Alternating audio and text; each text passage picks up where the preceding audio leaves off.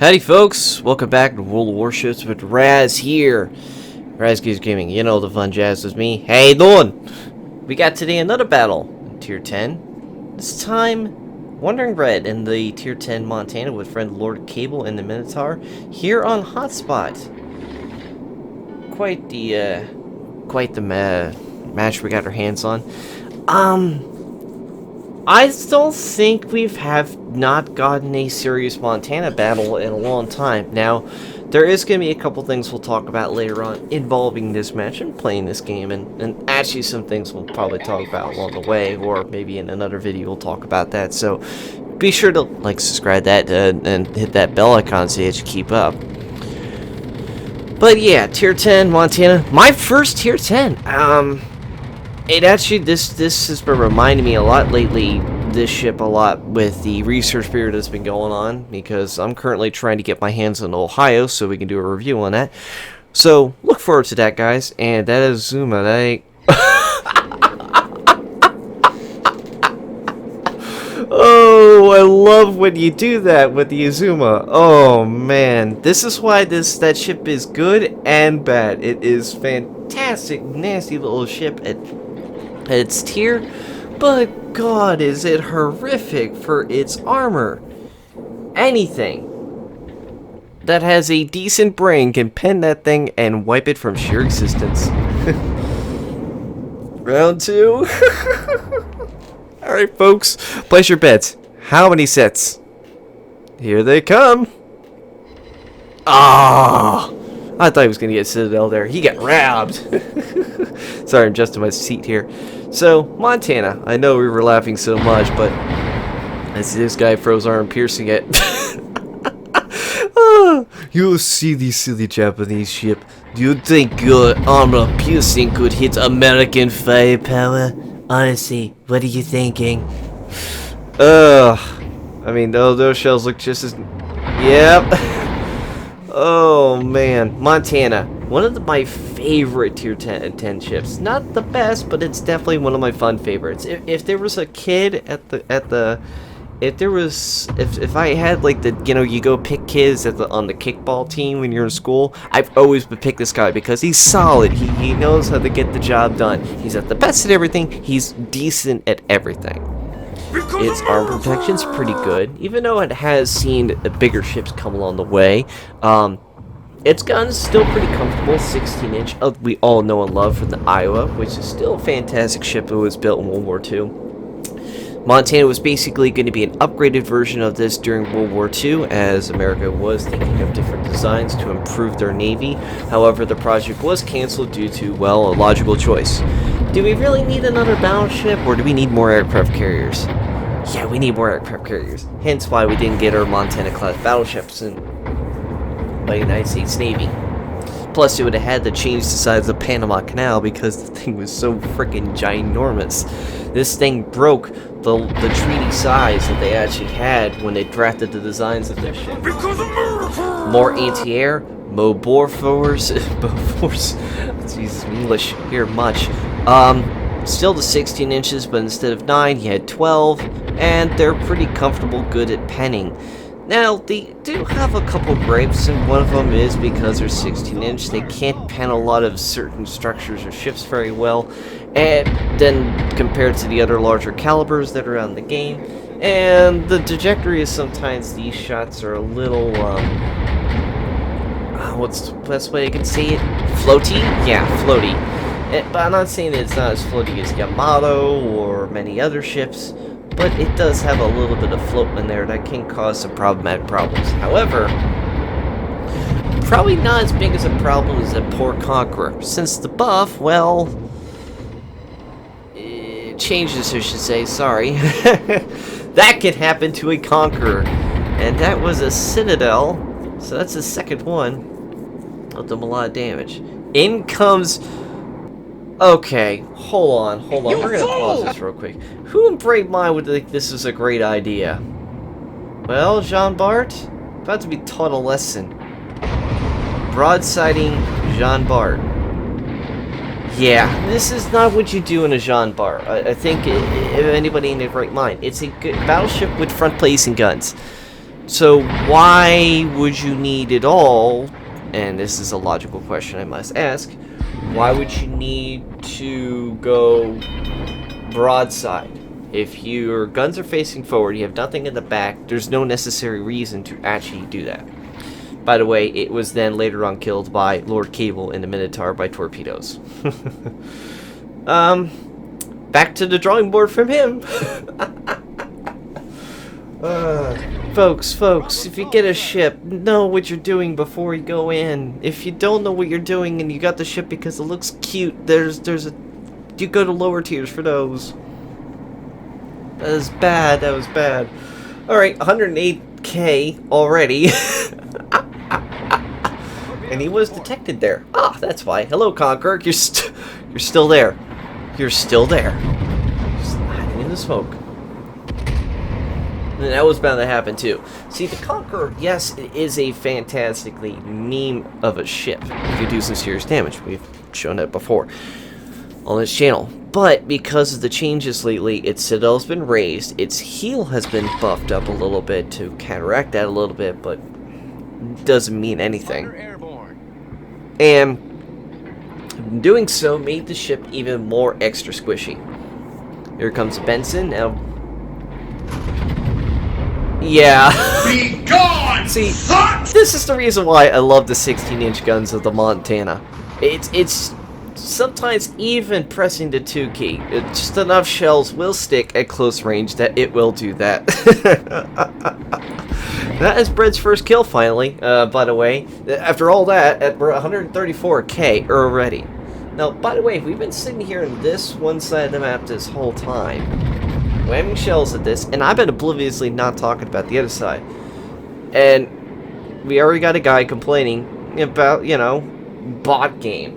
Now, let's also point out here, guys, that this is hotspot. And sure enough, people have lost control of C, and they have lost the fight at sea. All of them, all 3 battleships that are over there pretty much have died.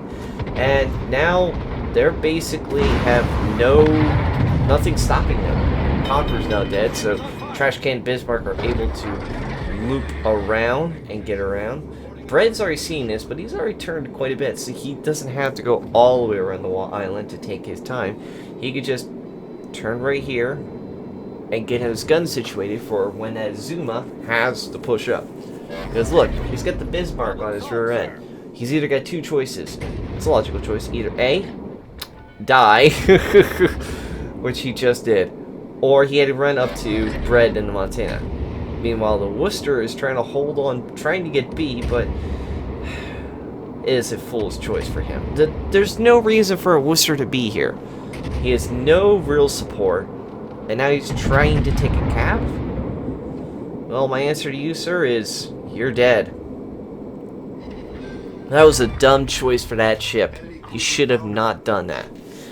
Okay, that's Bread's second kill, and we're at 160k. Now, there's still a bunch of ships there. There's a Carolina, there's a Yamato, there's the Lexington still out there, and there's still 2 destroyers out there. We got a Fletcher is one of them, and Fletcher is a decent tier 9 ship still, even after all these patches, all the changes, and all the other new DDs that they added, even the new French ones, it is still a fantastic tier 9 destroyer. Even though for myself I can't say that because I'm not a very good DD player. Ask anybody in the clan I joined. They'll tell you. I'm terrible at it. So, Yamato's trying to push up. Looks like he's trying to go after that Benson. Fletcher looks like he is trying to take the cap, which would have been a logical choice here. But it looks like he's been spotted. So we now know rough representation where he is. I know, it's not like that old meme, you know, where the missile is and the missile isn't, because it knows where the missile is and not is. The missile knows where it is at all times. Anyway, so we know the Fletcher's now capping and trying to cap B. So the score's trying to get flipped, and the match is still pretty close for kills, but because we had the 2 casts for so long and they haven't been able to push up, well, Bread's team has really gotten this hold pretty good for a score. However, things might change here. Look at this Yamato. He's giving a pretty fair show. And he has that superstructure, but not much damage. That is problematic. The only thing is I don't like the look of how Bread's positioned. He kind of is not showing broadside, but he is and he isn't, and it's not making me feel very comfortable. I feel very, very uncomfortable with his position. However, I don't feel as uncomfortable as that Yamato right now, who is showing way too much broadside to Wandering Bread's 16-inch guns. And he did get a Citadel, but that was a lot of penetrational damage. You see, the problem with Yamato is right there underneath those front 2 turrets. There's a weak point in the armor that even pretty much, I believe, on top of my head, 15-inch shells can penetrate there. And there's the Fletcher torpedoes. However, Brett was moving at quite a decent speed to control and only took 1 on the nose. So that was damage control of his fire. Yamato's zigzagging, and it looks like he's now decided to go and turn it away. Brett fires his front 2 turrets. And yep, that's a Confederate. Which means Admiral Halsey has been activated, which means that buffs his gun reload speed. But here comes the problem. Remember, there wasn't just the Yamato and the carrier. It was that Carolina. And that was a massive amount of damage. Brett's on flooding. His engine is out. He is currently has no way to repair that. However, there is the kill on the Fletcher. That's a high caliber now award. So Confederate, high caliber, the devastating strike on that enemy destroyer. Shells out on the Carolina. Hang in there, Brett. He can't move, so he's already leading the shot way too far and misses. He has no heal right now, so he is pure flooding right now. However, there goes that damaged flood on that flood. And he won't have another heal for another minute, so he has to hold out now for that much time. That's just gonna make it tough. Carolina just lost one of his guns temporarily, and Brett's desperately trying to take out the Lexington planes.